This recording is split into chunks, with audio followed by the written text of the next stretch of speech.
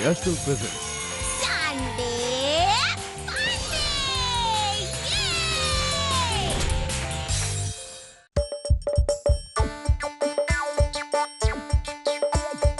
আসছে গোপাল যাচ্ছে গোপাল ভাবছি গোপাল হাসছি গোপাল আসছে গোপাল যাচ্ছে গোপাল ভাবছে গোপাল হাসছে গোপাল যুগের পরে যুগ কেটে যায় মানুষ তাকে ভোলে না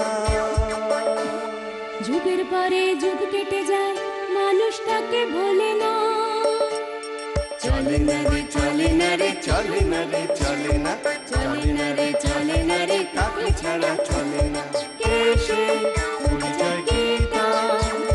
হাসির রাজা জ্ঞানের রাজা রসিক রাজা গোপাল ভাঁড় হাসির রাজা জ্ঞানের রাজা রসিক রাজা গোপাল ভাঁড় হাসির রাজা জ্ঞানের রাজা।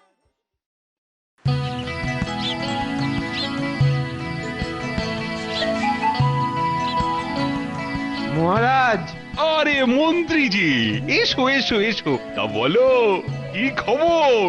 এই ফাঁকে বলেই ফেলি, মনে হয় কানে নেবে। আরে কি হলো বলো? আজ্ঞে মহারাজ, গোপাল রাজ্যময় রটিয়ে বেড়াচ্ছে কি রটিয়ে বেড়াচ্ছে? যে আপনার মাথায় নাকি কোনো বুদ্ধিই নেই। শুধু গোপাল আছে বলেই আপনি রাজাগিরি চালিয়ে যেতে পারছেন। তাই নাকি? তুমি নিজে কানে শুনেছো এসব? আজ্ঞে, আমার সামনে এ কথা বলার সাহস তো ওনার নেই, কিন্তু যাদের বলেছে তারাই এসে। এই, তুমি এর প্রমাণ দিতে পারবে? অবশ্যই, 2-4 সাক্ষী আমি সাথে করেই নিয়ে এসেছি। ডাকো তাদের। আরে কোথায় গেলি রে সব? কোথায় গেলি? মহারাজের কাছে এসে সব বলে যা।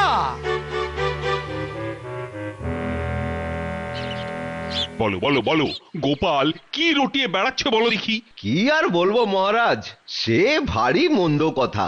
আগে মহারাজ, এই গোপাল সেদিন এই বাজারে বলছিল যে আপনার মাথায় নাকি ওই গোবরে ভরা, কোনো বুদ্ধি নাকি নেই। গোপাল আছে বলেই নাকি আপনি এই এই রাজত্ব চালিয়ে যাচ্ছেন, এই আর কি। তাই নাকি? এত বড় কথা বলেছে গোপাল? ঠিক আছে ঠিক আছে, তোমরা এখন যাও যাও যাও তো। বাহ, কান ভাঙচিতে তো কান পাতলা মহারাজের কানে দারুণ কাজ হলো। মন্ত্রী, বলুন মহারাজ। আজ থেকে গোপালকে যেন আর রাজসভায় দেখতে না পাই। ওর মুখ আর দেখতে চাই না আমি। সকলকে কথা বলে দিও। যথা আজ্ঞা মহারাজ।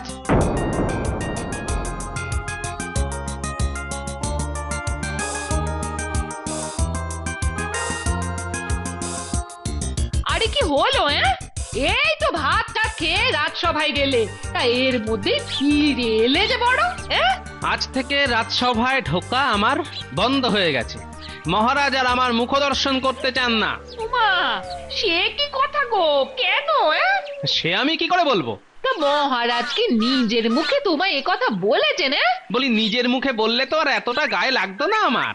নিজে দাঁড়িয়ে থেকে রক্ষী আর মন্ত্রীকে দিয়ে বলিয়েছেন। তা তুমি কি একবার মহারাজের কাছে সে কথা বলতে? এই খবরদার, আমি মরে যাব তবু জীবনে কখনোই মহারাজের কাছে গিয়ে প্যান প্যান করবো না। তাতে যা হবার হবে। যাক, রাজা আর গোপালের ছাড়াছাড়ি তো করানো গেল। এবার কায়দা করে রাজাটাকে ঘরে বন্দি করে একবার এ রাজ্যের রাজা হয়ে বসতে পারলেই।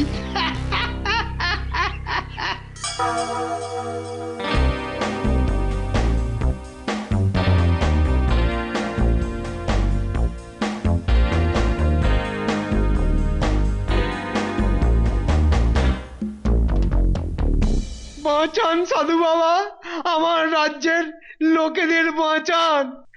কে তুই? কি হয়েছে, কাঁদছিস কেন?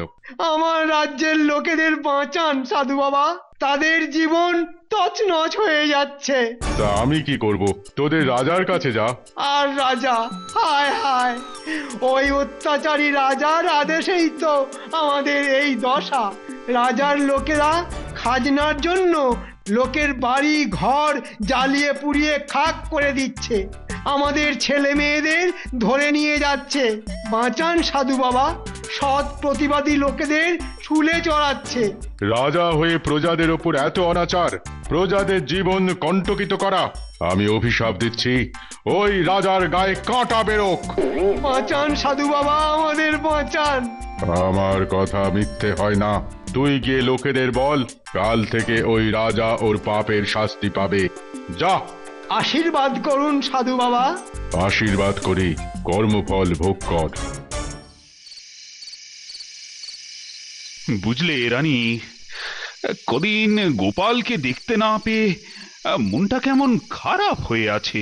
তা তুমিও যেমন, বলা নেই কওয়া নেই, কার মুখে কি শুনে দুম করে গোপালের মুখ দেখবো না বলে বসলে। আচ্ছা, গোপাল কথাগুলো সত্যি সত্যি বলেছিল কিনা সেটা একবার বাজিয়ে পর্যন্ত দেখলে না? সেটা অবশ্য ঠিক। ঠিক আছে, কাল ওকে আমি ডেকে পাঠাবো। সেই ভালো, ডেকে পাঠিয়ে নিজেদের মধ্যেকার মান অভিমান সব মিটিয়ে নাও। এখন শুয়ে পড়ো দেখে, অনেক রাত হলো।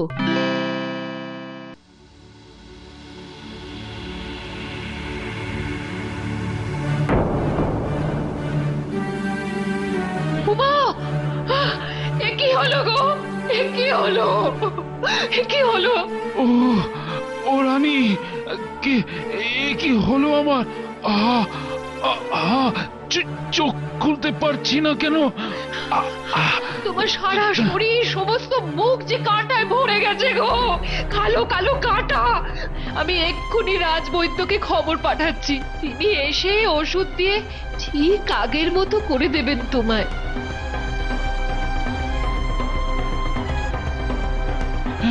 ওষুধ নেই? তাহলে কি হবে আমার? সারা গায়ে কাঁটা নিয়ে আমাকে সারাটা জীবন কাটাতে হবে। মহারাজ, মহারাজ, একটা কথা ছিল। এ কি, এটা কে রে? আমাদের মহারাজ। মহারাজ? তা সারা গায়ে এত কাঁটা কেন? অজানা এক কারণে উনার সর্বাঙ্গ কাঁটায় ভরে গেছে। সর্বনাশ! এখন কি হবে? এই কাঁটায় ভরা শরীর নিয়ে উনি কি করে রাজসভায় গিয়ে বসবেন? কি করেই বা রাজ্য শাসন করবেন?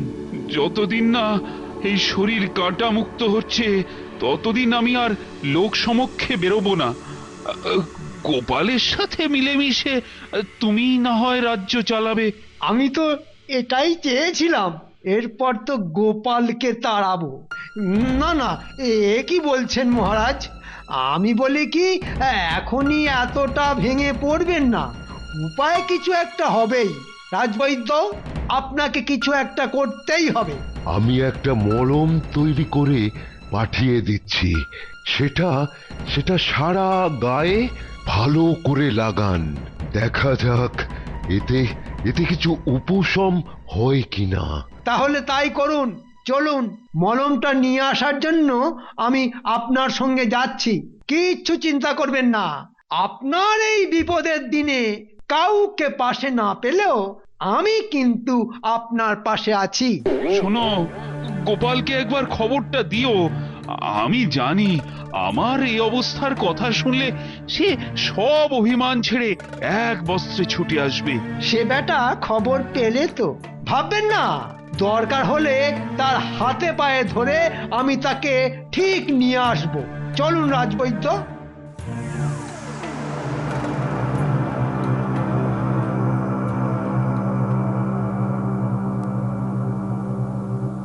এই বেটা রক্ষী, আগে আদেশ করুন মন্ত্রী মশাই। শোন, এখন থেকে মহারাজের শোবার ঘরের সামনে তুই একলা পাহারা দিবি। কাউকে ঘরে যেতে আসতে দিবি না। ঠিক আছে মন্ত্রী মশাই। শুনুন, ঘরে গিয়ে যা দেখলেন সেসব এই মুহূর্ত থেকে ভুলে যান। ভুলে যাব মানে? দেখলেন তো, আজ থেকে রাজ্যভার আমার। মহারাজ আর সুস্থ হবেন না।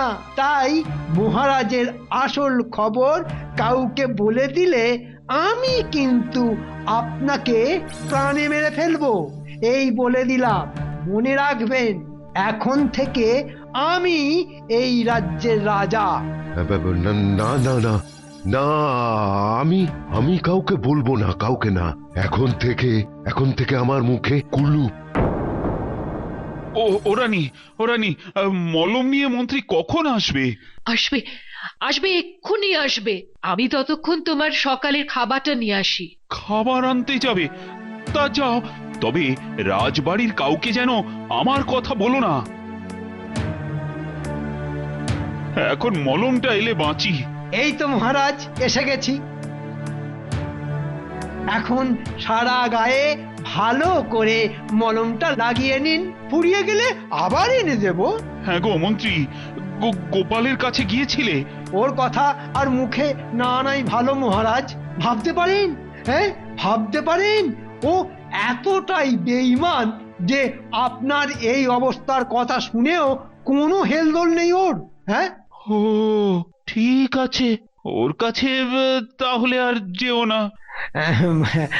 বলছিলাম কি মহারাজ, আপনি তো আমায় রাজকাজ চালাতে বললেন, কিন্তু কিসের কিন্তু? ও বুঝতে পেরেছি, গোপালকে না পেলে তোমার অসুবিধে হবে, এই তো। না না, গোপালের জন্য কোনো অসুবিধে হবে না। তবে আসলে আপনি তো রাজসভায় যাবেন না বলছেন, কিন্তু কোনো কিছু আদেশ জারি করতে হলে তো। ও বুঝতে পেরেছি, সাময়িকভাবে কাজ চালানোর জন্য আমার রাজকীয় শিলমোহর চাইছো, এই তো? আগে মানে ওই সামনের ওই দেরাজের ওপর রাখা আছে। শিলমোহর, শিলমোহর, তোর কৃপাতে হব রাজা, কামাবো কোটি কোটি মোহর। রাজসভা বসার সময় তো প্রায় হয়ে গেল মহারাজ, আমি তাহলে যাই। হ্যাঁ হ্যাঁ, যাও যাও যাও যাও। আর একটা কথা, আপনার কথা কেউ জিজ্ঞাসা করলে কি বলবো? তাই তো, কি বলবে বলো তো? যদি বলি রানীমাকে নিয়ে আপনি তীর্থ ভ্রমণে গেছেন। হ্যাঁ হ্যাঁ হ্যাঁ, তাই বলে দাও, তাই বলে দাও। এটাই তো চাইছিলাম। তবে রাজা বাবু, তোমার এই তীর্থে যাওয়াই হবে শেষ যাত্রা।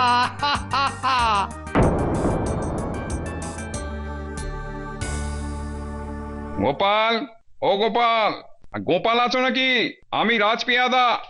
ওই দেখো, ওই দেখো, পেয়াদা পাঠিয়ে মহারাজ তোমায় ডাকা করেছেন। কি ব্যাপার?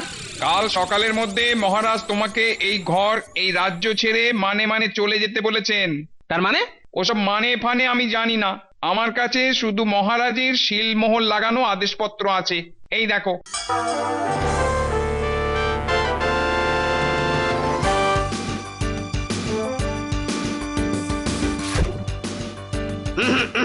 একদম ঘর থেকে বেরোবেন না, ঘর থেকে বেরোবেন না। মানে? নতুন রাজার আদেশে এখন থেকে আপনাদের এই ঘরে ঘর বন্দি করে রাখা হলো। নতুন রাজা? কে নতুন রাজা?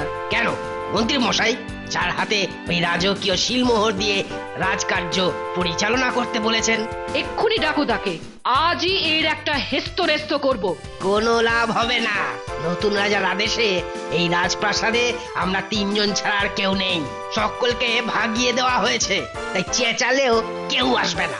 যান ভেতরে, যান যান বলছি।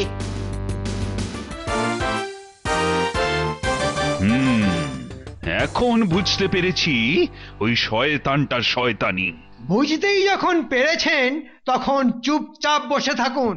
বেশি ট্যাঁফও করেছেন কি দুজনকে ধরে শুলে চড়িয়ে দেব, কেউ জানতে পারবে না।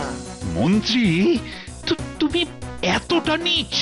আমি যে কতটা নিচে নামতে পারি তা আপনি কল্পনাও করতে পারবেন না। হায় হায়, কেন যে ওই শয়তানটার কথায় বিশ্বাস করে গোপালের মুখ দেখবো না বলেছিলাম। ও হায় হায় হায় হায়।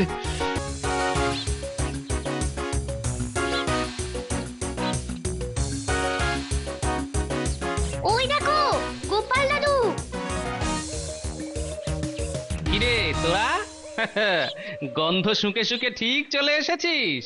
তোমাকে তোমাকে কদিন ধরে কত খুঁজেছি জানো, তা তা বৌমা কোথায়? এই ফাঁকা মাঠে পাতার ঘরে তো আর থাকতে পারবে না, তাই বাপের বাড়ি পাঠিয়ে দিয়েছি। এদিকে তো রাজ্যের অবস্থা ভয়ানক। ক্ষমতা হাতে পেয়ে ওই মন্ত্রী তো যা নয় তাই করতে শুরু করে দিয়েছে। জানো জানো এই কদিনে খাজনা কত বাড়িয়ে দিয়েছে? মহারাজের তীর্থে যাবার কথা এই রকমই কিছু আন্দাজ করেছিলাম বলেই তো পড়ে আছি। আমার চিন্তা তো তোমাদের জন্য, তবে এর মধ্যে আমার কোথাও যেন একটা খটকা লাগছে। দেখুন, হঠাৎ করে আমাকে রাজ্য থেকে তাড়িয়ে মহারাজের নিজে চলে যাওয়া। আচ্ছা বিজ্ঞানী, এর মধ্যে মন্ত্রীর কোনো কারিগরি নেই তো? অসম্ভব নয়। তাই যেমন করেই হোক আমাকে সেটা জানতেই হবে। এছাড়া মন্ত্রী মশাই রাজপ্রাসাদের সব পুরনো লোকেদেরই ছাড়িয়ে দিয়ে ওই নিজের লোক বসিয়েছেন। এটা তো হবার কথা নয়। পেয়েছি, মহারাজ রাজপ্রাসাদেই আছেন, সম্ভবত বন্দী। যেভাবেই হোক খবর পেতে হবে। ভেবে বলুন তো, পুরনো কেউ কি নেই? না আছে ওই মূল রক্ষীর চাকরি এখনো যায়নি। তার মানে ও নিশ্চয়ই কিছু জানে, আর সেই কারণেই মন্ত্রী ওকে তাড়াতে পারেন। আজ রাত্রিরেই ওর বাড়িতে আমরা লুকিয়ে যাব।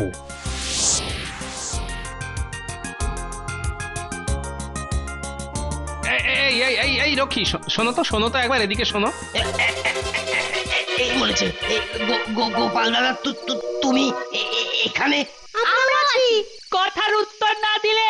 আচ্ছা ঠিক করে ভেবে বলো তো, মহারাজ কি সত্যি সত্যি তীর্থ করতে গেছেন? হ্যাঁ গেছেন তো। না, তোর মুখ দেখে তো সেটা মনে হচ্ছে না বাবা। শোন, তুই এতদিন মহারাজের নুন খেয়েছিস, তাই মহারাজের খারাপ কিছু হয়ে গেলে ভগবান কিন্তু তোর মতো বেঈমানকে ক্ষমা করবেন না। হ্যাঁ, মানে মরার পর তোর নরকবাস হবে। নরকবাসের যন্ত্রণাটা জানিস তো? আর তোর সেখানে যাবার ব্যবস্থাটা আমিই করব। মার বাটাকে, মার। ওরে বাবা রে, না কিন্তু বলে দিলে যে মন্ত্রী আমায় মেরে ফেলবে। শোন, সত্যি কথা বললে ভগবানের দয়ায় মন্ত্রী তোর টিকিটা অবধি ছুঁতে পারবে না। তাহলে শোনো।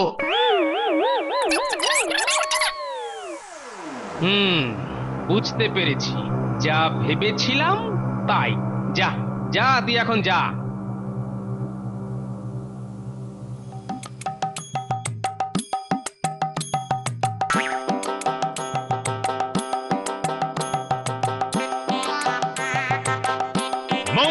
শঙ্কর, তুমি কে? আমাকে চিনতে পারছিস না? তাহলে তো এরপর বলবি যার জন্য তুই আজ রাজার সারা শরীর কাঁটায় ভরিয়ে দিয়ে তাকে ঘর বন্দি করে রাজা হয়ে লাঠি ঘোরাচ্ছিস, তাকেও চিনিস না? আরে বাবা, এই সাধু তো সবই জানে দেখছি। না সেই সাধু বাবাকে ভুলবো কেমন করে? সাধু বাবা একটা বিশেষ প্রয়োজনে তোকে কালই আমার সাথে যেতে বলেছে। ঠিক আছে, যাব।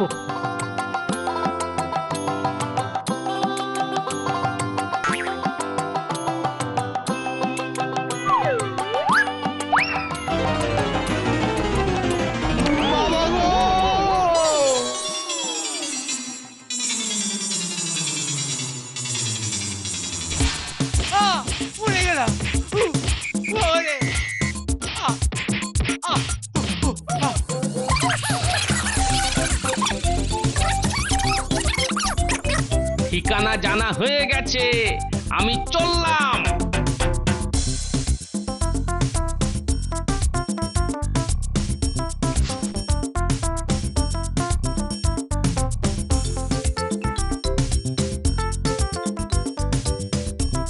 সাধু সেজেছিস তুই তো সাধু নোস। আমি সাধুও নই, আবার জাদুকর নই। আমি এক মগজওয়ালা বুদ্ধিমান মানুষ। তাই নাকি? তাহলে তো প্রমাণ দিতে হবে। এই বাক্স তালা দিয়ে বন্ধ, 3টি সঠিক সংখ্যা এর কাছে গিয়ে বললে এই তালা খুলে যায়। সূত্রটা বলে দিচ্ছি, তাহলে অর্জুনকে দিয়েই শুরু কর। তালা খোলার ঝঞ্ঝাট, মনে তাই অশান্তি, অবশ্যই করতে হবে সর্বগ্রহের শান্তি। তালা তুই পারবি খুলতে যদি পারিস কায়দা করে অনন্তকে ধরতে। যদি সঠিক সংখ্যা বলে তালাটা খুলতে পারিস তাহলে বুঝবো তুই সত্যিই এক বুদ্ধিমান জ্ঞানী মানুষ। তখন তুই যা বলবি আমি তাই করব, আর না পারলে তোকে পোকা বানিয়ে দেব। 3-9-0। এটা কি করে করলি? মহাভারতের অর্জুনের আরেক নাম তৃতীয় পাণ্ডব, তাই প্রথম সংখ্যা 3, নবগ্রহের 9 আর অনন্ত মানে মহাশূন্য। 3-9-0। বাহ বাহ বাহ! আমার তপস্যা প্রাপ্ত শক্তি আর তোর ঈশ্বর প্রদত্ত বুদ্ধি। বাহ বাহ! বল বল তুই কি চাস? আমাদের মহারাজের কি হয়েছে? কে তোদের মহারাজ? আপনি যার গায়ে কাঁটা করে আমাদের রাজ্যের লোকেদের জীবনে কাঁটা বিছিয়েছেন। কাঁটা? ও ও সেই অত্যাচারী রাজা। কে বললো আমাদের রাজা অত্যাচারী? ওই রকম দয়ালু ভালো লোক সারা পৃথিবীতে পাবেন না। তাহলে যে লোকটা এসে বলল? একটা লোক এসে কারো নামে যা তা বললো আর আপনি তাকে না বুঝে শাস্তি দিলেন। কিন্তু তোর রাজা কোনো দোষ না করলে তো আমার অভিশাপ তার গায়ে লাগবে না। হ্যাঁ, দোষ উনি করেছেন, বিনা কারণে আমায় শাস্তি দিয়েছেন, কিন্তু তার এই রকম প্রায়শ্চিত্ত। তুই ওনার পাশে গিয়ে দাঁড়া, উনি সুস্থ হয়ে যাবেন। আর যার প্ররোচনায় আপনি এ কাজ করলেন? আমি তাকে কর্মফল ভোগ করার আশীর্বাদ দিয়েছিলাম, সে সুদে আসলে তা ভোগ করবে। যা যা বাড়ি যা যা।